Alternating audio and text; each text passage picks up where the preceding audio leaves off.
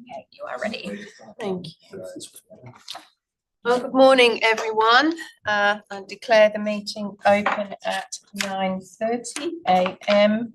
My name is Karen Hyde. I'd like to welcome everybody to the Metro Inner Development Assessment Panel for Thursday, the 26th of June. I'd like to acknowledge that we're hosting this meeting on the traditional land of the Whadjuk people of the Noongar Nation, and we acknowledge the Aboriginal people as the traditional custodians of Western Australia, with respects to elders past and present, and the ongoing connection between people, land, waters and community. The meeting will be run in accordance with DAP Standing Orders 2024 under the Planning and Development Assessment Panel's Regulations 2011. This meeting is being recorded and live streamed on the DAP website in accordance with Regulation 42A of those regulations. Members are reminded to announce their name and title prior to speaking. Panel members may refer to technical devices throughout the meeting to assist them in considering the information before them. I'll introduce the panel members for today's meeting. To my left, Dale Page, Deputy Presiding Member. Further to my left, Andrew Howe, Specialist Member. From Local Government, City of Vincent, DAP Member Councillor Alex Castle in the room, and Councillor Ashley Wallace online from the City of Vincent. And later we will be joined by Councillor Daniel Minson and Councillor Peter Melrose, Local Government DAP members from the town of Victoria Park. Today we have apologies from Councillor Jonathan Hallett, Local Government DAP member, City of Vincent, and Dr Nicole Wolfe, also Local Government DAP member, City of Vincent. Item 3, we have no members on leave of absence. Item 4, noting of minutes. Minutes are on for previous meetings are available on the DAP website. So first on our agenda for Part B is the City of Vincent.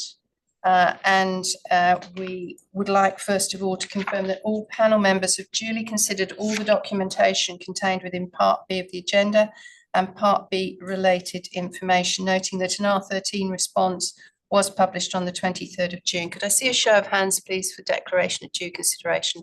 Thank you. Due consideration has been given by all. I'll then look to disclosures of interest. Councillor Dr Nicole Wolfe declared an impartiality interest as she lives within 60 metres of the development, and she is therefore not sitting today.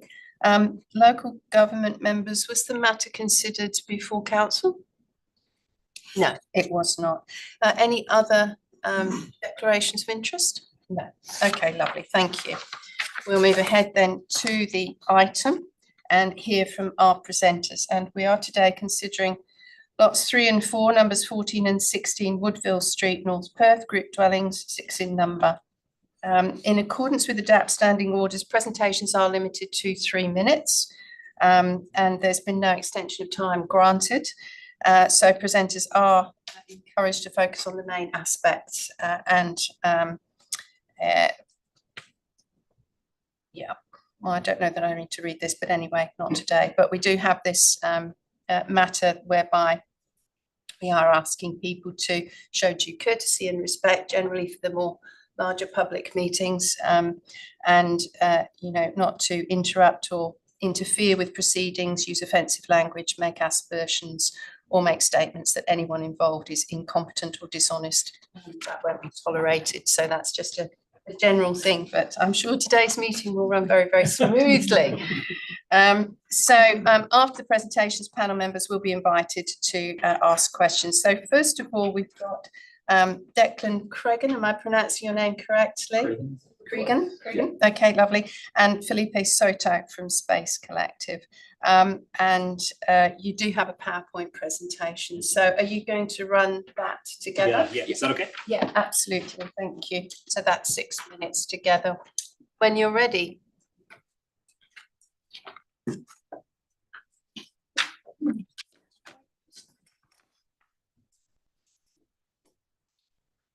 Well, good morning, DAP members. My name is Declan Cregan. I'm a town planner from Urbis and speaking to item 3.1 today. Firstly, I wanted to highlight that we're really pleased with the RAR recommendation for approval. This application has gone through a rigorous planning and design assessment. The officer reporting with the RAR and the DRP comments are really supportive. I'll briefly address the overall planning merit of the proposal.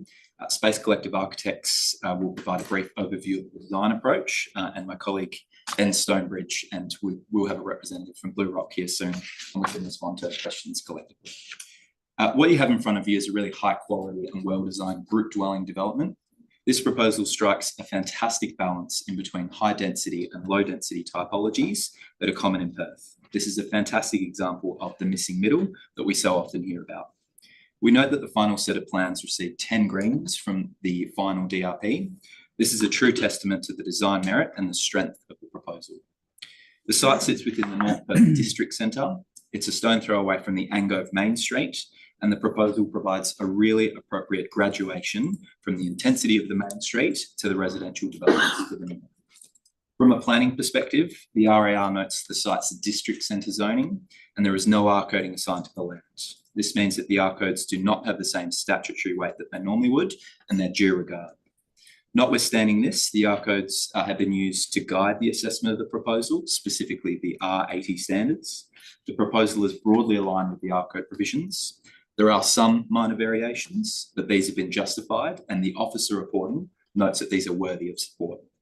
Importantly, the proposed development offers an outcome for the site that promotes good design, factors in amenity in clever and innovative ways. And the overall contribution of the development to its context is positive and offers a really high quality outcome for the site. So to summarise, we're really pleased with the positive RAR, support the officer assessment and conditions. The DRP was highly supportive of the proposed design, again noting 10 greens, which is quite rare. We hope that you can make a positive determination in line with the recommendation, and we're happy to take any questions. Thank you. Thank you. You did say you had a PowerPoint, but are you? Yes, there is. Mr. Soto is going to show us a PowerPoint. Yes, there's just a.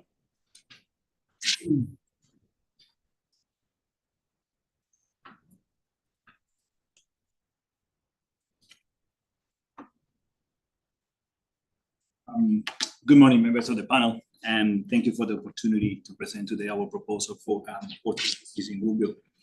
Our proposal before you today is a design response that draws from the essence of the setting. It captures the eclectic character of North Perth and its distinctive aesthetic by connecting the present with the future of the neighborhood. The highly articulated facade, the use of face brick, the framing elements offer a contemporary reinterpretation of some of the area's heritage buildings within North Perth urban fabric. This proposal clearly reflects a contemporary reinterpretation and expression of North Perth's unique. When looking at its location,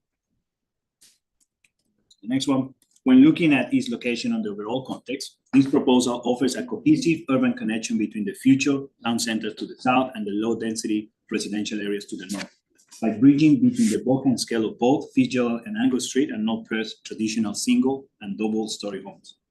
The street plays a crucial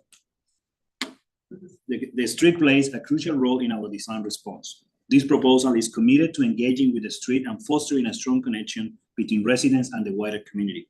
The proposed veranda on the ground floor reimagines the traditional porches of the cottages along the street, offering both character and a cohesive response to the streetscape. It also promotes passive surveillance by providing opportunities for residents to contribute to the sense of community and neighborhood. Given the strengths of the proposal, along with the full support from the local design review panel and the officer recommendation, I kindly ask the panel to support the officer recommendation and approve this development application. Thank you. Does that conclude your presentation? Thank you. So if we could go back to seeing if that's Wallace on screen. Thank you. I'll open now for panel members to ask questions. Councillor Wallace, did you have any questions of the presenters? I don't. Thank you, Chair. Okay, thank you. Councillor Castle, any questions? Chair.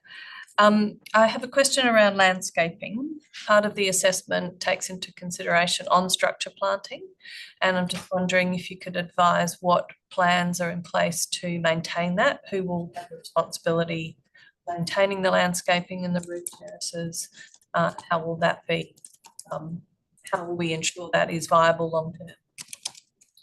I can answer that, panel members. Good morning. Apologies for my lateness this morning. Daniel Rainoni from Blue Rock Projects, assisting with the delivery of the project. As the planters are on private property, for the most part, it'll be up to the residents themselves. That being said, we have included a provision in the bylaws that plants are to be maintained by residents. to a high quality. So I think every effort has been made to ensure that once the properties are owned and in private hands, the care of those will be taken over by the residents themselves. Did you have other questions, Captain? Did you have any questions? Yeah, it's sort of a planning question, or maybe a bulk and form question. There's a lot of debate, discussion around the number of units permitted because of this falling between the cracks of policy and R codes and district centres and everything else. Is the bulk and form likely to change if it was 1 unit less?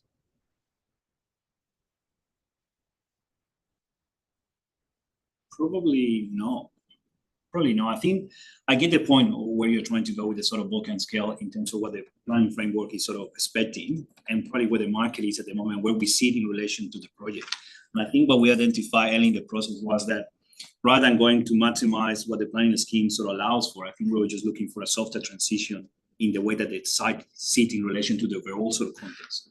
I think we just saw that opportunity rather than just extending the sort of bulk and scale coming from the sort of future town centre and that sort of street along Angus Street, that sort of a high scale expected there. We just looked for something that was a softer sort of transition to the northern part of the suburb. That was probably one of the drivers, rather than just maximizing the site. I think the client and the brief from the development team has been just look for quality, less is more to some extent, and just trying to bring quality to that sort of street. Ms. Page, any questions? I do not. Okay, you're saving yourself. I just have one question, thank you. Reference to the right of way and obviously any widening that might take place. What impact might that have on the development, or have you considered the right of way in its future form and its relationship to this development? In terms of the right of way to the eastern side, there is a provision for additional setback, and we went through the sort of process with the planning team from the city and the traffic sort of department from the city to allow that sort of additional sort of setback for the future sort of widening of the sort of right of way to the eastern side. So that has been considered as part of the ground floor sort of interface. Okay, all right.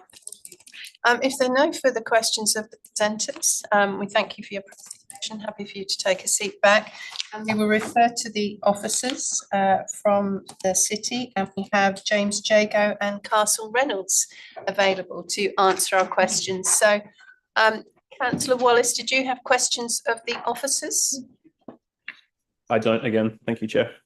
Thank you. Councillor Castle, did you have questions of the officers? Mr. Howe? Thank you. Ms. Page? Yes, just confirmation. There's a section in the report that basically goes to the max potential, development potential of the site, because there were some community concerns about traffic and so on. But can you confirm that if this was developed to max potential with multiple dwellings, I think your report talks about 16 to 21 apartments are possible on this site? Is that correct?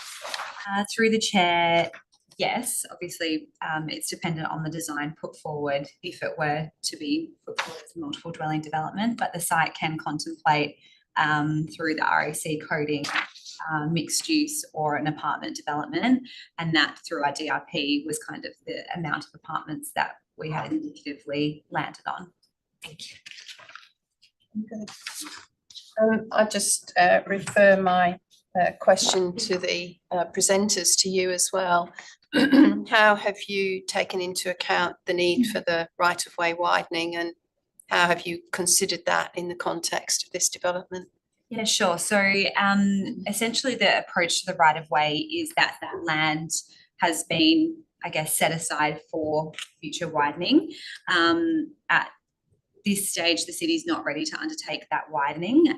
So we're currently drafting a town centre planning framework for the North Perth area, and we're also undertaking some traffic studies as part of that drafting, which will also look at right-of-ways within the town centre, and this being one of them. So I guess the future state of the right-of-way is not known at this time, whether it's going to be a one-way right-of-way at a narrow width, or if we would facilitate two-way access.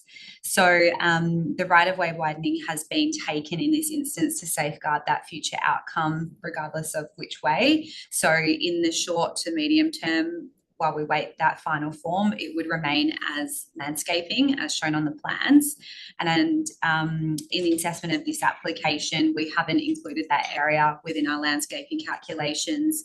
And we've also considered if it were to be taken in the future, the sightlines would still be sufficient, as well as access arrangements, so forth. So I've assessed both scenarios, but in short, that right-of-way widening would remain as landscaping in the short term, and then be potentially widened in the future, and they would have a nil setback to the right. Okay, and you've allowed for a building envelope effectively in terms of height as well as width? That's correct, yes. Yeah, Okay. and that's secured through some of the conditions of approval. Yes, yes. Thank you very much. No worries. If there are no further questions of officers, then we will go to our item. Could I just note, please, before I seek a mover and a seconder, that there is a minor administrative change that will need to be made, that the reference in one, which currently is 2502.854, should actually read 2502.875. It's just a minor administrative update to the DAP application reference. So first, I'd like to seek a mover, please, for the approval as conditioned in the RAR. Mr. Howe, thank you. And do I have a seconder, please, for that? Thank you, Ms. Page. Mr. Howe, as mover, would you like to speak to the motion? I, having assessed and read the long debate and discussion around density and bulk form and transition of land use, it seems to me that this particular proposal is consistent with the sort of objectives of the district centre zone. It's got employment and office opportunities. It's street facing. It's beginning to activate some streets that are otherwise benign. It does come with that certain level of intensity change that we expect when we see a transition of land use. But it is consistent with the objectives, which is the transition from single residential to town centre and mixed use zone. And it obviously received full support from the design review panel. So I am comfortable in. Thank you. Ms. Page, a seconder. Yeah, just echo a couple of those comments. Important to note this is in a designated district centre. So a centre that is undergoing transition to an area with higher density and mixed use developments, and those developments are ranging from 3 to 6 stories. So the proposal meets the intent of the city's local planning strategy for the area, the objectives of the district centre zone under the scheme, and the relevant provisions of the R codes and the city's form policy.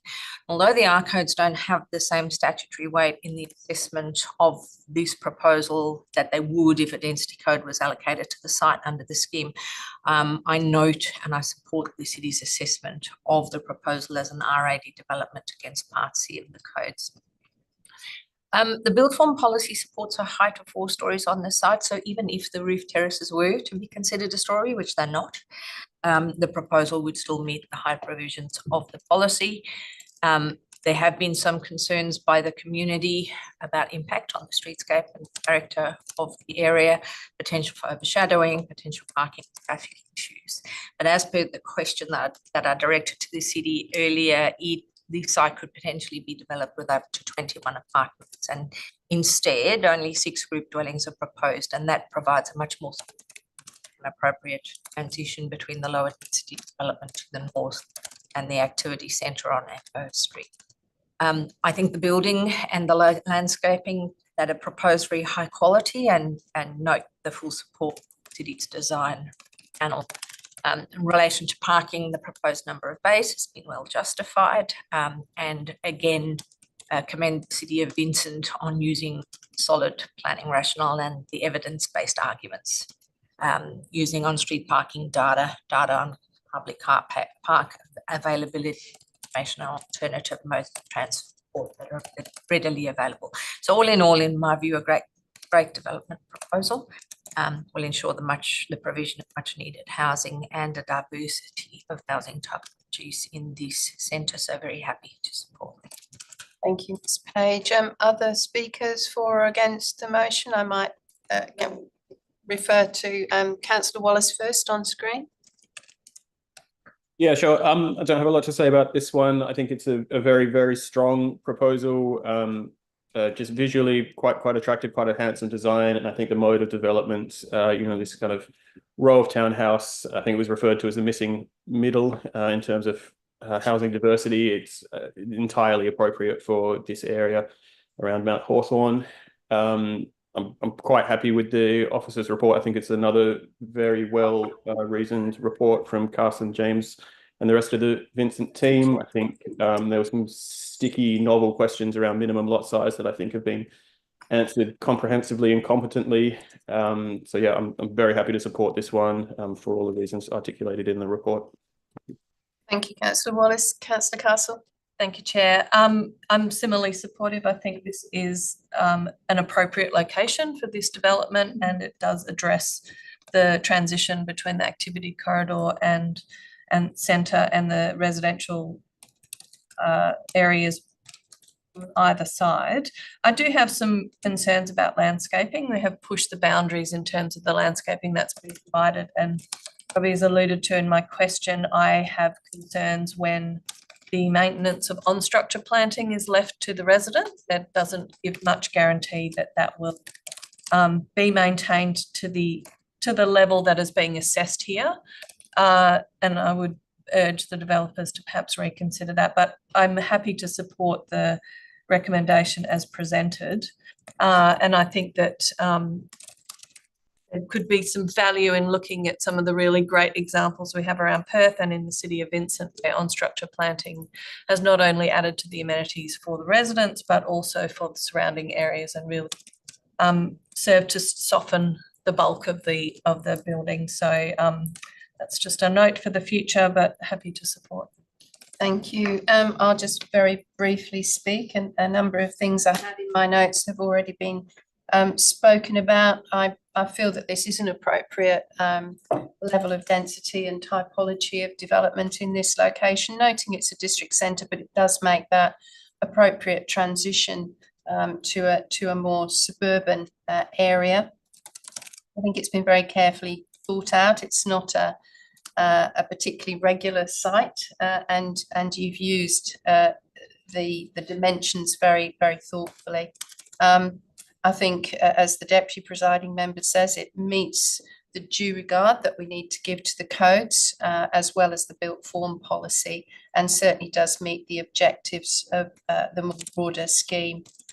It's always good to see that the DRP has given a green light across 10 principles, but having said that, I think that that is justified.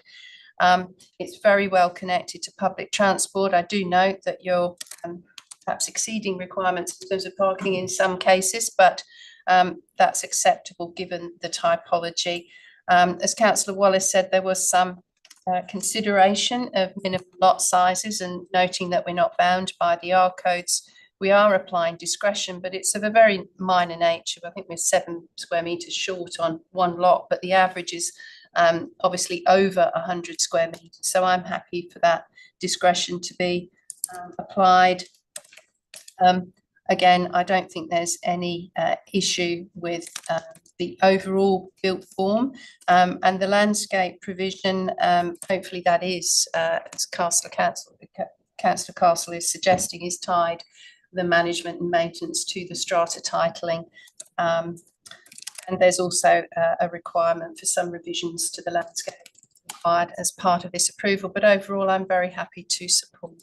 And with that, move back to the mover for right to provide proposed debate.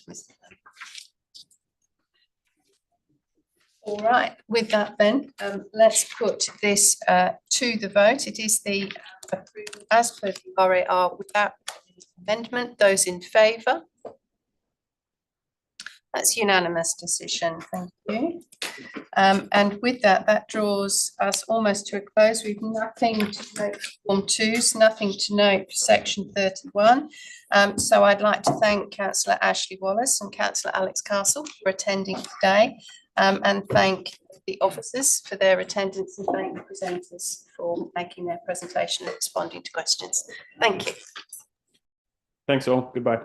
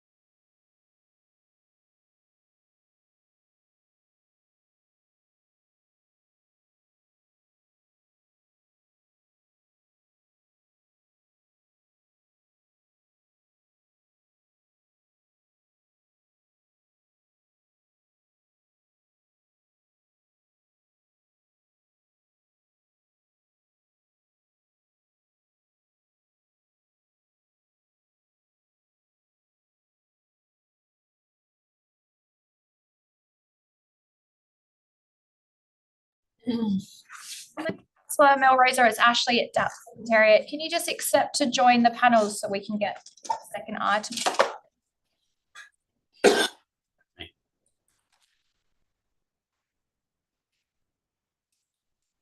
you need a water, help yourself. Thank you. I might do that as well. Yeah.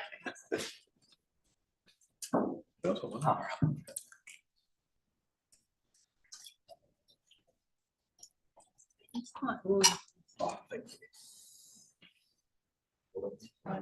I'm warm. I'm sure you don't have COVID because I'm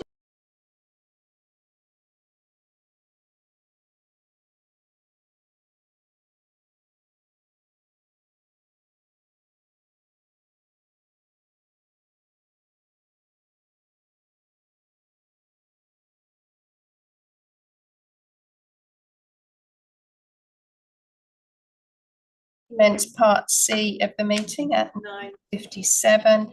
I will introduce the panel for this part. Again, myself, Karen Hyde, as presiding member. To my left, Dale Page, deputy presiding member. We have in the room Councillor Daniel Vincent, local government DAP member, Town of Victoria Park, and online Councillor Peter Melrose, local government DAP member, Town of Victoria Park. Could I please, declarations of due consideration, confirm all panel members have considered all of the documentation contained within Part C of the agenda and Part C related information, with a show of hands, please. Thank you. Yes, duly considered by all. Move then to disclosures of interest. Councillor Minson and Councillor Melrose have both advised of an impartiality interest, that you participated in a council meeting on this item. That being the case, can I have your acknowledgement that you are not bound by any previous decisions or resolutions and undertake to exercise independent judgment in relation to the matters before you today? Yes. Thank you. Yes. So on that basis, I'm comfortable that this impartiality interest does not prevent you, and I'm happy to have you continue and participate on voting in relation to these matters today. I also have a declaration of a pecuniary interest from Mr. Howe, who you will note has left the meeting. As a casual employee of Element, Element lodged a submission on behalf of Hawaiian Investments. So Mr. Howe is not sitting. I also will declare an impartiality interest, as I previously worked for Taylor Burrell Barnett. Taylor Burrell Barnett has provided some technical support to the town in regard to this matter. And I have been approved to preside over this meeting by the Executive Director and also the Deputy Presiding Member. Are there any other declarations of interest? I think you're the only one that's missed out.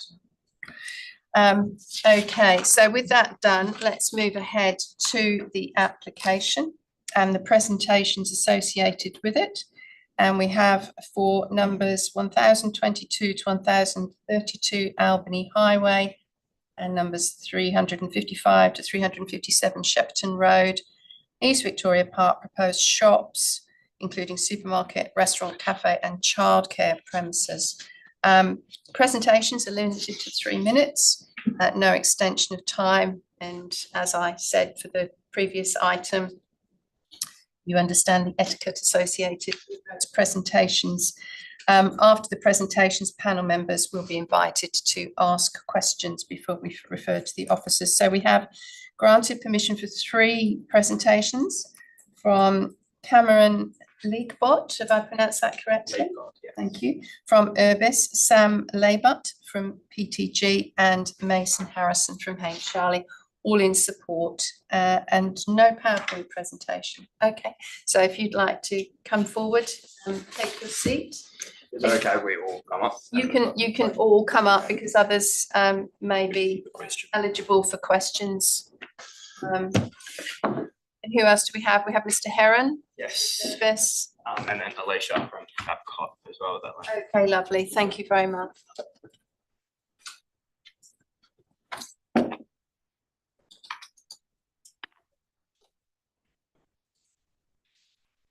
What's your other name? Joyce. Thank you. So when you're ready with your presentation, we'll let you just run straight through and then we'll open for questions. Sorry, just hold to the camera out. Sorry. Yes.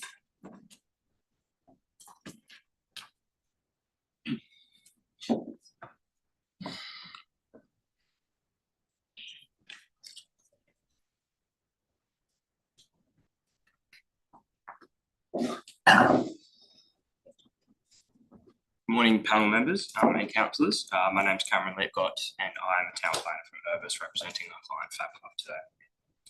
As discussed, I'm joined by Alicia Jones from Fab Club, Sam Laybut from PTG, the traffic consultant, Mason Harrison from Hames Charlie, and also Ray Heron from Urbis. And I'm all available for questions that you may have. We're here today to seek approval for a retail and commercial centre comprising a 3-storey building with a Woolworths supermarket, specialist retail tenancies, commercial office spaces, childcare facility and associated landscaping and parking. This development will transform an unused lot on the corner of Albany Highway and Shepperton Road. The site has laid vacant for years and the delivery of this modern Woolworths store and associated land use will revitalise this portion of Victoria Park. We understand that this development is something that the community is looking forward to and the council supports. Our entire team has worked very closely with Robert at the town of Victoria Park and other technical officers there over the past year, and we're pleased with the approval recommendation that the town has put forward. The result from public consultation and external referral agencies have been worked through with the town and those agencies to ensure satisfaction, which has now been achieved and reflected through the RAR. Various design review panel reviews and extensive and thorough RFI processes have brought us to this position where both the town and agencies are in a position to support this application. I understand that you have received our memo, which included a number of modifications to our condition list, as well as some comments from the town and main roads in response. Our amendments and reallocation of the condition list are not in opposition to those conditions, rather than an effort to ensure a streamlined and effective condition list. By combining some of those conditions, we aim to maintain their planning purpose while enhancing consistency and clarity. We are happy to take any questions you may have in relation to the development or the amended conditions. Thank you. All right, lovely, thank you. Mason Harrison, Associate Director of Hames Charlie. I do not have anything prepared to say. I'm just here for any questions should any of the panel members have. All right, lovely, thank you. Mr. Laybut. Sam Laybut from PTG Consulting, the traffic engineer on the project. Like Mason, I'm just here to answer any questions that the panel may have. Oh, okay. I can add some interpretive dance if help. As long as it fits within the etiquette rules, Mr. Heron, we're happy. Very good. Well, thank you for that presentation. I'm sure questions will allow you to express further comments. So first, I might refer to Councillor Melrose on screen. Did you have questions of the presenters? they're rather specific. So, and I might have some more later, but can I just fire off one right now? On the plans for the southwest elevation to the major intersection, there is a parking wayfinding sign that I think shows it directing parking to the Albany Highway leg of the intersection.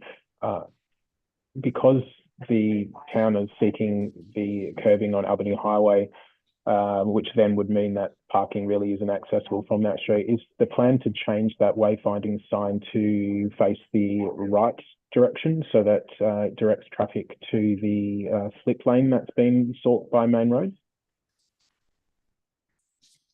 Yeah, I can answer. Yes, I would say yes, that's what we've been intending to do. We've just identified where the wayfinding signage will be located on the plan, and then we'll be directing appropriately with the final building permit drawings. You have further questions, Councillor Melrose, at this point? I can come back to you. Not right now. Okay, very good, thank you. Councillor Vincent, did you have questions to the presenters? So just a clarification question. So with the parking, I understand that that the current agreement and agreement to the proponent that all the parking will be available to the public times during business operation. I guess just on the clarification with the obligation made at the time of sale about that being free parking, is that still the current intent that all that parking would be free to the public? Up to you. Probably good if you could come up here, please, because you're actually on camera and microphone up. There you go. Yeah, so we will be following the requirements of the sale agreement, correct? If I could perhaps just add to that, I think we do need to be mindful here that there are two processes which are in parallel. That is, the obligations under the sales agreement clearly stand, but are independent from obviously the planning process. So we have sought to maintain independence of those processes, but yes, we have to respect those obligations under that sale. Question? Yes, just. Did you get an opportunity or I was finalised? Yes. Yes. Okay. Condition 41 requires you to submit amended plans showing the blank wall on the elevation facing the right of way being architecturally treated. Are you comfortable between yourselves and the city? You understand what is required by that condition?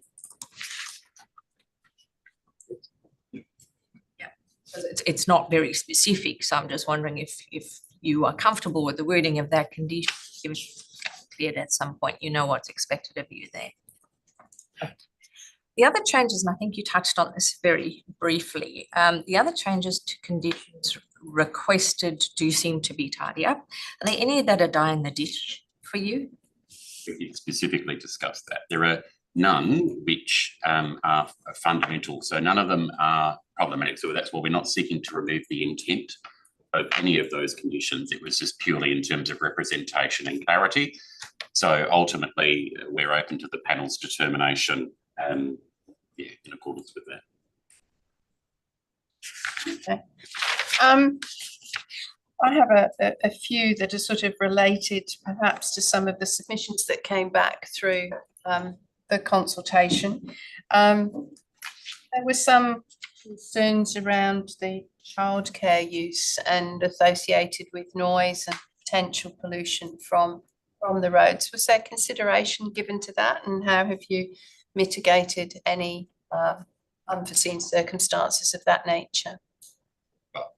I'm happy to talk to that. There are issues of perception. As you would probably recall, there was once a time when childcare weren't allowed near main roads because of the lead that was contained in petrol. That is primarily the issue that used to be the case. That is no longer. There was no evidence provided that there was an actual substantive issue around either noise. So we will be needing to meet the requirements under the childcare licensing agreements. And there was nothing that we could find that was substantive to require any additional change. all we can do is just reaffirm that the air and noise quality levels will be in accordance with standard environmental requirements. Very good, thank you.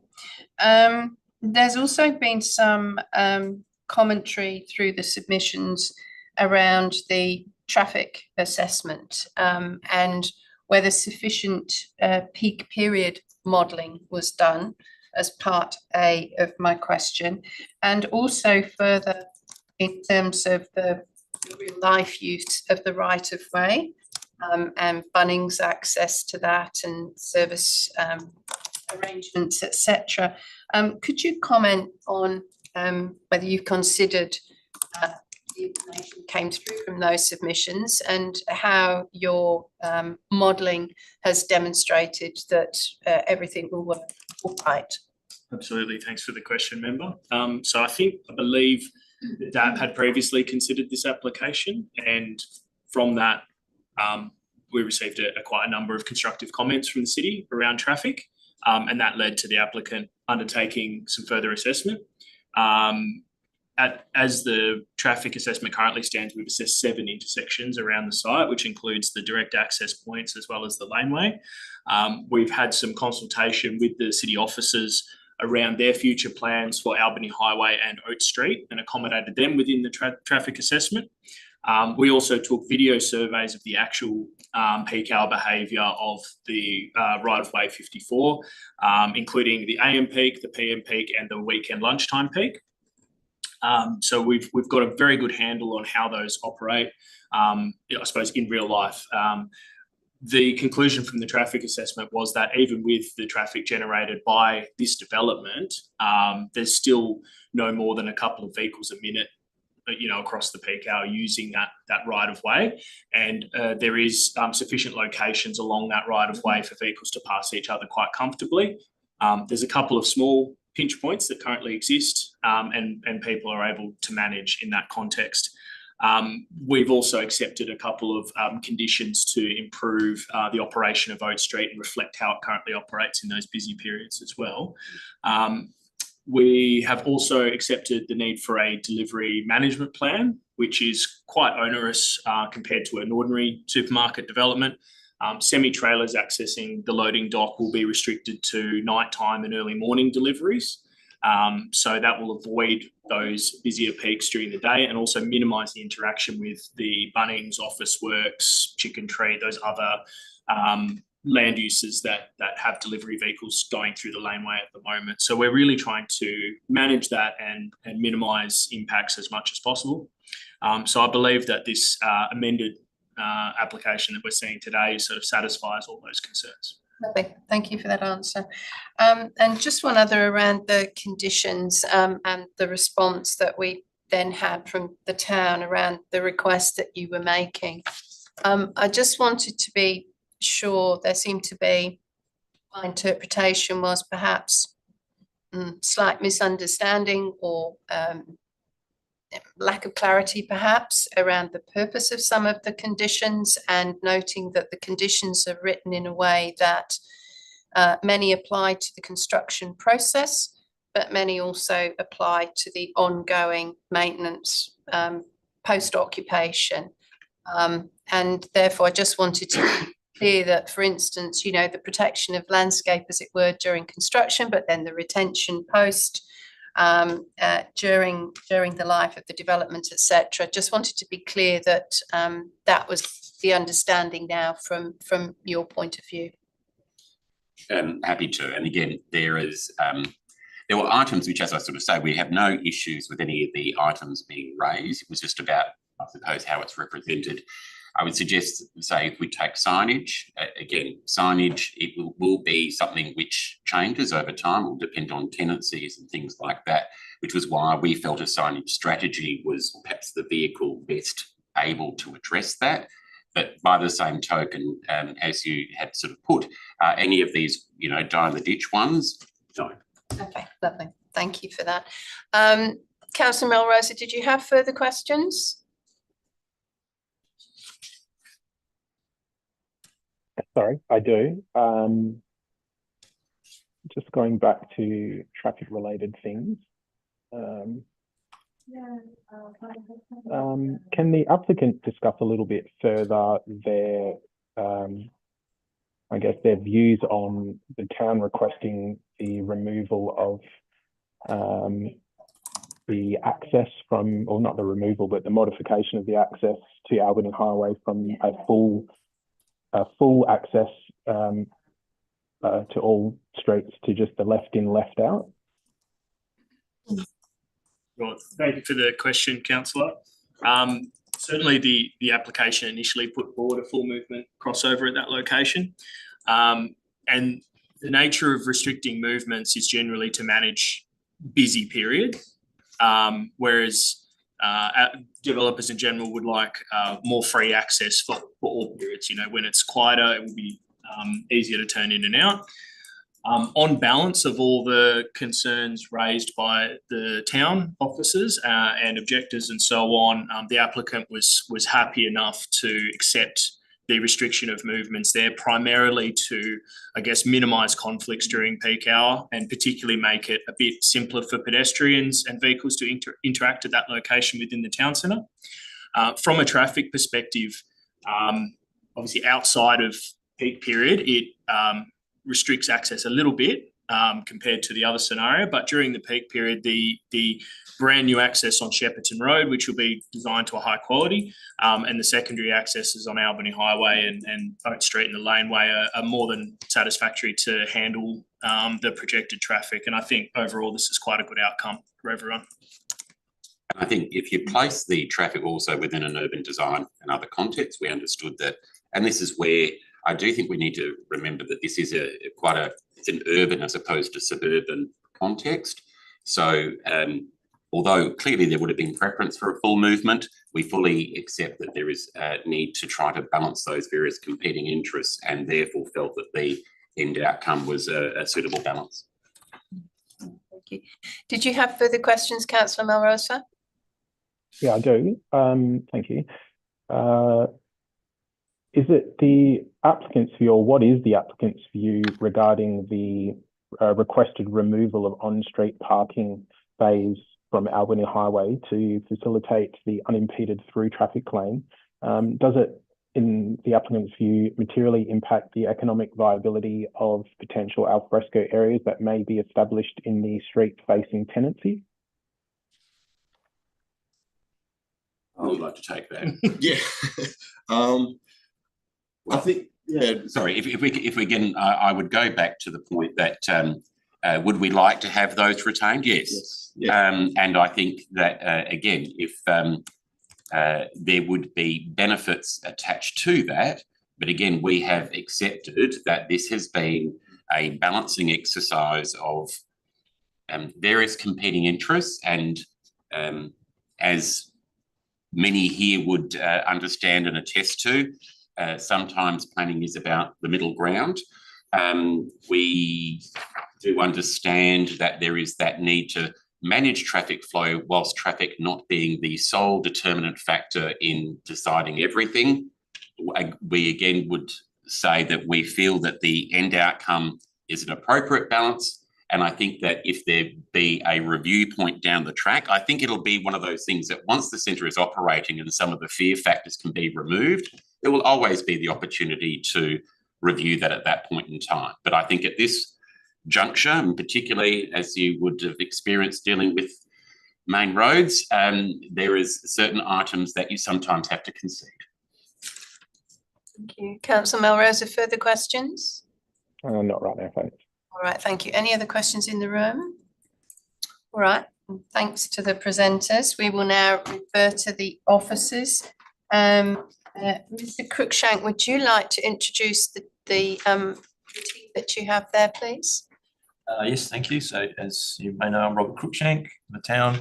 We've got Fiona Atkins from TBB, who's been assisting the town with the planning assessment, and Mr. Richard Farmer from the town, who's a traffic engineer. Thank you very much. Now it's time to ask you some questions. If there's anything that's left unquestioned or answered at the end, I'll come back to you to fill in any gaps that you may wish to. Councillor Melrosa, did you have questions of the officers? I do. Thank you. This one might be an interesting one, so bear with me. Would it be a lawful condition to require the applicant to test the assumptions of the TIA after a period of the land uses operation, say 3 months, 6 months, 12 months, or the like, for the purpose of substantiating the TIA claims and or to address any transport matters that may become present once the land use is operational?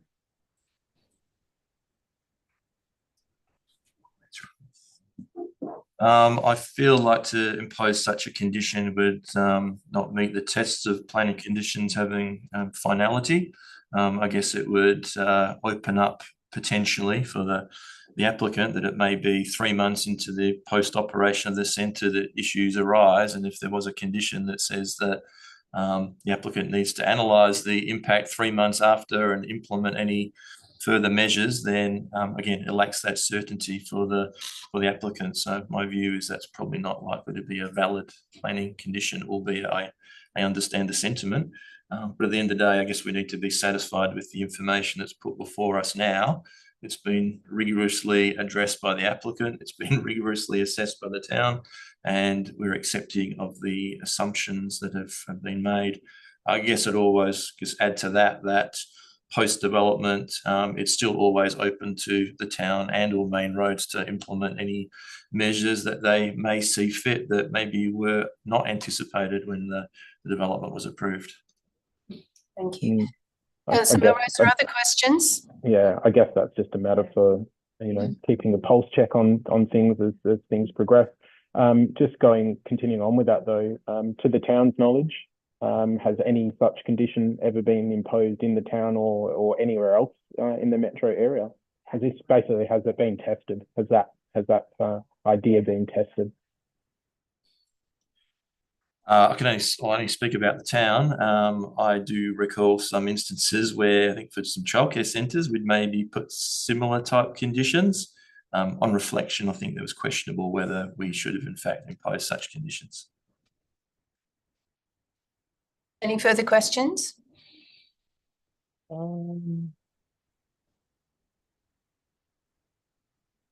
I guess the town requested the right-hand turn pocket for Albany Highway to be extended to 70 metres from 40. Doing that results in the removal of 3 very underperforming trees, but nevertheless space for maybe a better tree to be planted. But I couldn't see in the report or attached documents whether those 3 trees were factored into any tree replacement.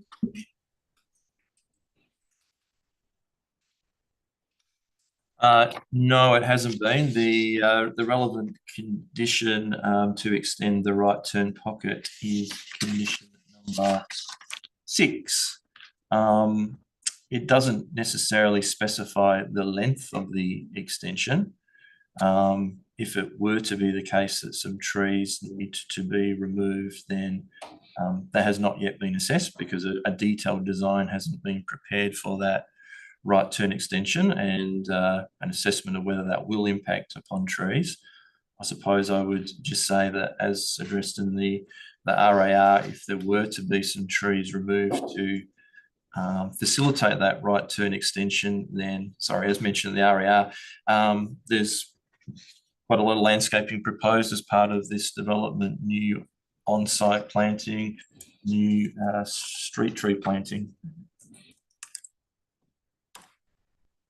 Thanks. Do you have further questions, Councillor Melrose? Okay, all right. Panel members in the room. Councillor Vincent, did you have questions of your officers? Page, questions of your officers, pardon me. I don't think I do either. So with that, I think we'll refer to the item before us. Thank you to the officers.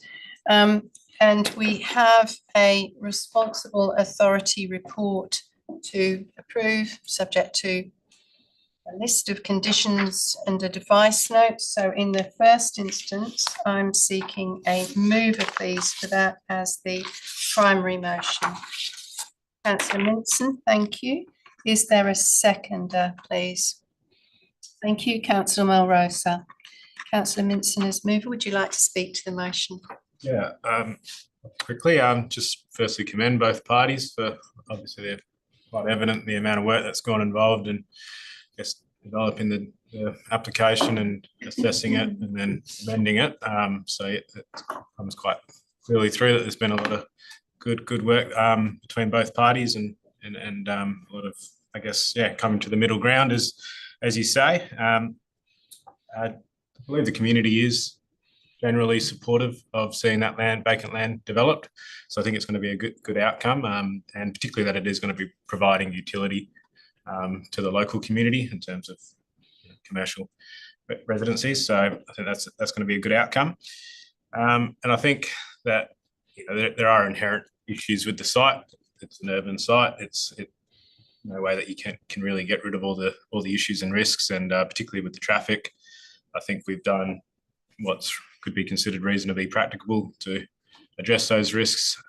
So I'm comfortable that we're kind of covering those off. And just, I guess, that it is an important site. I think all parties acknowledge that it's the eastern gateway into the town of Victoria Park, and that there are still some outstanding issues there, but I'm glad to see everyone's kind of committed to, I think, seeing through to the best outcomes and I guess taking on those opportunities there from that, I guess, gateway site. Those kind of conflicts with that lot 7, I think, is the one other outstanding issue that I'm confident that we are addressing. So nothing else to add other than, yeah, supportive of the development. Thank you, councillor Mincin. Councillor Melrosa as seconder, would you like to speak to the motion? Just a little bit. Look, I think this is pretty exciting. The communities, I think, from what I've seen from the submissions and from the commentary around and about, that people are very excited about seeing this pop up finally. Having a bit of local access to grocery shopping is integral to areas like Vic Park remaining walkable. This provides the opportunities for people living in this precinct the ability to hopefully walk to get their groceries and bring life to the gateway.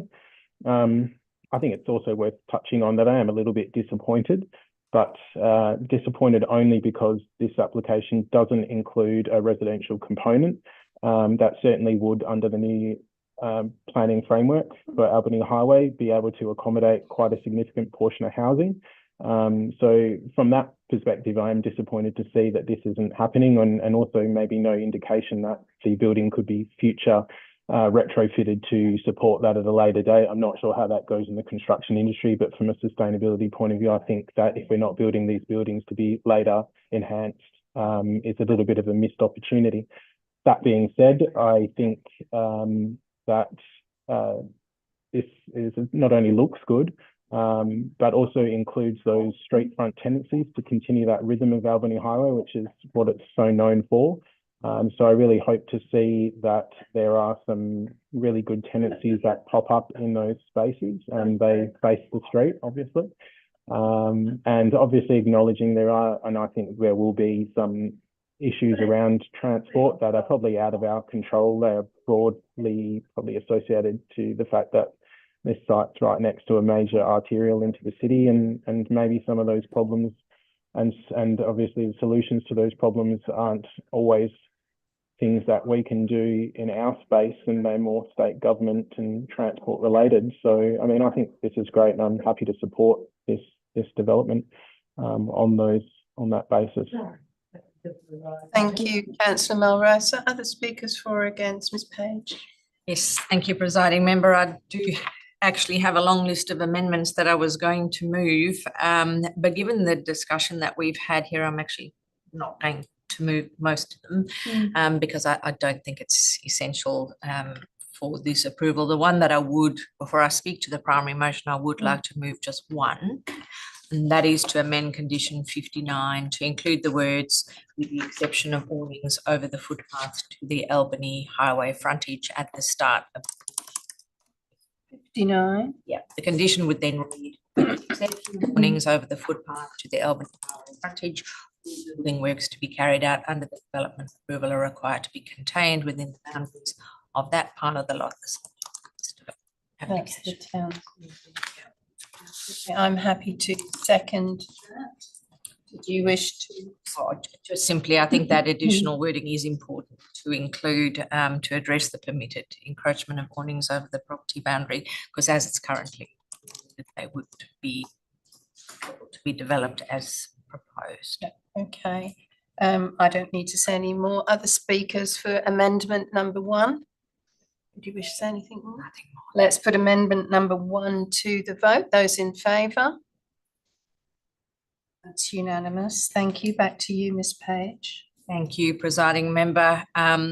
Yes, I'm happy to support the application. I think the concerns about land use, parking and traffic generation received in the submissions during the consultation period, I've noted them. But I think the land uses proposed are very well suited to the location of this site within an existing shopping precinct. Parking analysis demonstrates that the 235 bays to be provided will cater for the demand. And there seems to have been an extensive traffic analysis and review that has been done, which concludes that the proposal will generally have limited impact on the overall operation of the road network. Any impacts on the road network immediately adjacent to the development will be managed via intersection and other road improvements that have been included as conditions of approval. I think the design of the proposal is very high quality. There are a lot of similar developments around that have not had the care taken about them that this one has. So I commend that and note that the design was supported by the town's design review panel, with the town's report demonstrating alignment with the 10 design principles of State Planning Policy 7.0. The very thorough assessment and reporting on adherence to the town's planning scheme and relevant planning policy shows that the proposal meets the objectives of the underlying planning framework, and where deviations from specific standards occur, I'm satisfied that these have been well justified, considering the specific nature and location of the development proposal. So happy to support with that one amendment that has been dealt with. Thank you. Thank you very much. I will speak to the motion. I too am in favour, but I might propose a few amendments, just picking up on the correspondence that we have had between applicant and town. The first amendment is to condition 13, where I think we've been advised to replace, after prior to the occupation of the development, comma, replace the word the with any. That's my amendment number 2. Do I have a seconder for that, please? Thank you. Ms Page is happy to second it. Just quickly, I think the town has highlighted that there may be more than one crossover, and therefore that just pluralises the condition. Did you wish to speak? Nothing. Okay. Any other speakers on amendment 2? Otherwise, I'll put to the vote. Those in favour of amendment 2? That's unanimous. Thank you very much. Further amendment, the very next amendment, condition 14, which would be amendment 3. I propose to delete that. The town has identified that that is actually not required because it is part of 1. Seconder for that. Thank you. I don't think I need to speak to that. Any other speakers? Let's put amendment 3 to the vote. Those in favour? Those against? Oh, was that for or against, Councillor Melrose? That was a thumbs up. Thank you. That's unanimous. We have sort of like speaking overseas. We have a slight time lag between you on screen. Okay, so just bear with me. I'm just going through this list. I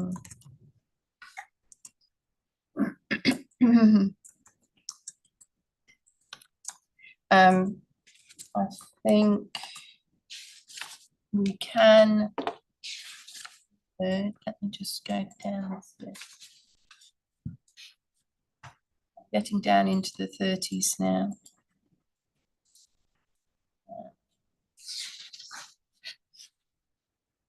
I think we, my amendment number 4 would be to merge conditions 36, 37 and 38 and to include the wording that the applicant has proposed, which is in current condition 36, which would relate at one of the dot points to species and height, and then to provide further clarity around the landscaping areas on the approved and final detailed landscaping plan. City has no objection to that. Do I have a seconder, please, for that? Thank you, Councillor Minson. I'm comfortable to consolidate this as it all relates to the landscape, and it certainly, as it mentions the number of trees, etc., provides clarity and finality. Do you wish to speak to the addition? Any other speakers on amendment 4? Can I ask a question and maybe propose a minor amendment to your amendment? Yes. I'm just focused on dot point 3, where the town suggests a tree preference to be Corymbia maculata, which I find to be inconsistent with the town's other approaches to its main streets, where recently they've planted plane trees, which I believe to be the applicant's preferred tree for the verge trees. I would like to see the applicant's preferred tree to be the tree that is suggested in that, just for Albany Highway, not for Shepparton Road. And I understand the reasons why the town may wish to choose that tree, but I feel like the previous decisions have been made in other areas, and I think the applicant's tree species makes more sense for that particular environment. So would you like to add words to that dot point unless otherwise agreed with the town, or would you like to delete? How would you like to modify that? I feel like it shouldn't preference the tree at all, and then I think that could go back to the town, and then we could bring that to an urban forest strategy working group meeting, where that could be potentially a bit further discussion around that could be made with the people and the members that are on that panel. So it could be a bit more of an internalised discussion that might very well include the applicants as well. Mm-hmm. Shall we just, is your proposal just to delete that third dot point? Yeah, because I feel like it's actually covered in the last dot point anyway. And then maybe really just falls within just the main point next to 36 that the town needs to be satisfied. So, okay. Yeah. As mover, I'm happy with that amendment to the amendment. Councillor Minson, are you happy as seconder? Okay, so what we have as amendment 4 is to merge conditions 36, 37 and 38 with the red wording as provided by the applicant and the deletion of the third dot point. So let's put that to the vote. Those in favour? Unanimous. Thank you. Just to my notes.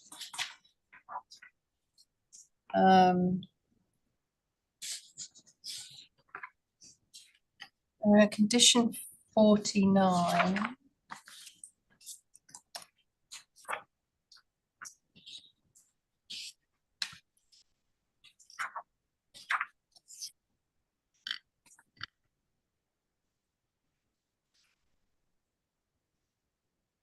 No, I'm good with that. Condition 55.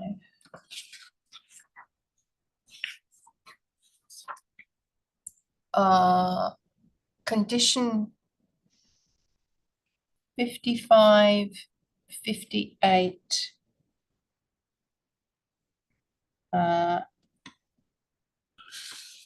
55 and 58, I think can be deleted. That would be amendment 5.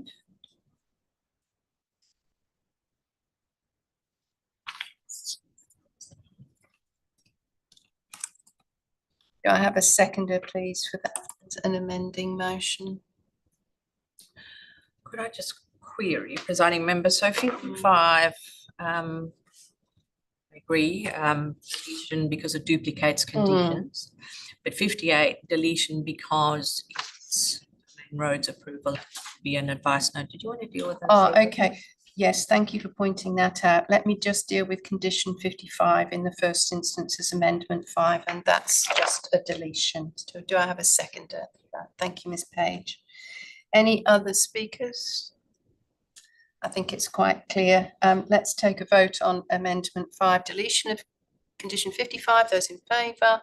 That's unanimous. Then amendment 6 would be to move condition 58 to an advice note. I have a seconder. Thank you, Ms. Page. Very good. Any speakers on that amending motion 6? Those in favour? That's unanimous again. Thank you. Then I think we are going down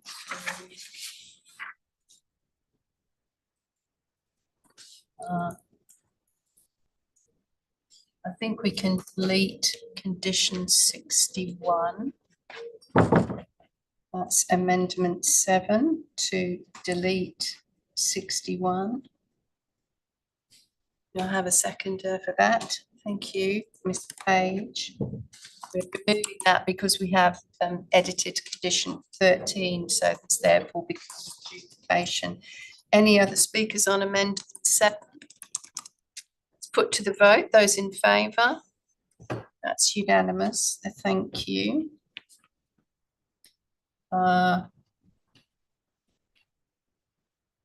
I think those are all the amendments that I wish to make, other than pointing out that as a result of those amendments, things do get renumbered and there will be resulting cross-reference changes to the conditions that remain. So that's something for us to fix up at the point that we are going through the minutes. Having concluded all those amendments, I'd like to just very quickly speak to the motion. I support the development with those amendments that we have agreed. I find this to be generally in accordance with both the state planning framework, local planning framework and the deemed provisions. I think it's an appropriate use of a vacant and underutilised site in an urban corridor and the district centre.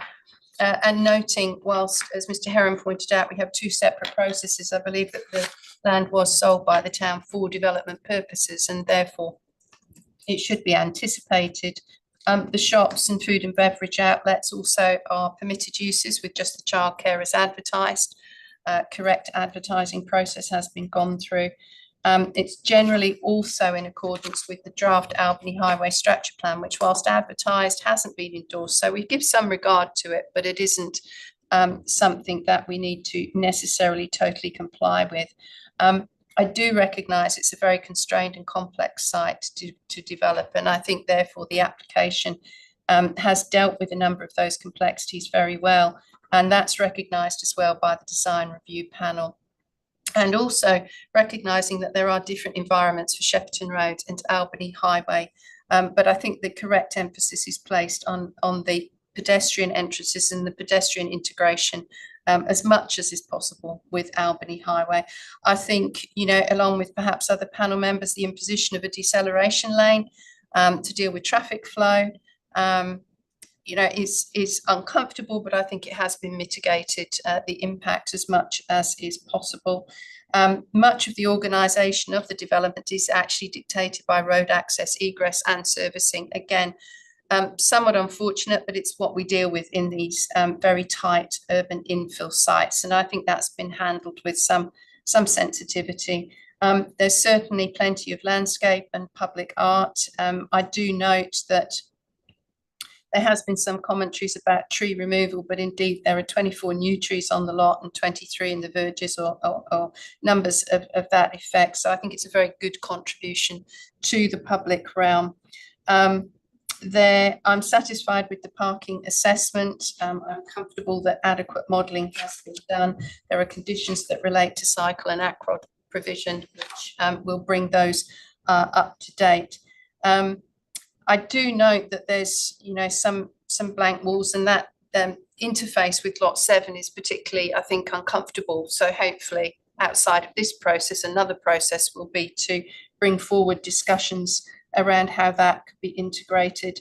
I do note as well that there was general community support for the proposal across the board. So on balance, I think it will add vitality, activity, economic development, and certainly improve passive surveillance in this area. So I think it's a good thing for the town. With that said, I think I'm the last speaker, so I move back to the mover, Councillor Vincent, to close debate, right of reply. Nothing additional to add, then it's just comfortable with the amendments made. Very good. So with that said, let's put the substantive as amended to the vote. Those in favour? That's unanimous overall. Thank you very much. Just bear with me while I close out the agenda. We have no Form 2 DAP applications. We have no Section 31 applications. There are some matters before SAT for this particular development assessment panel, but nothing for the town of Victoria Park.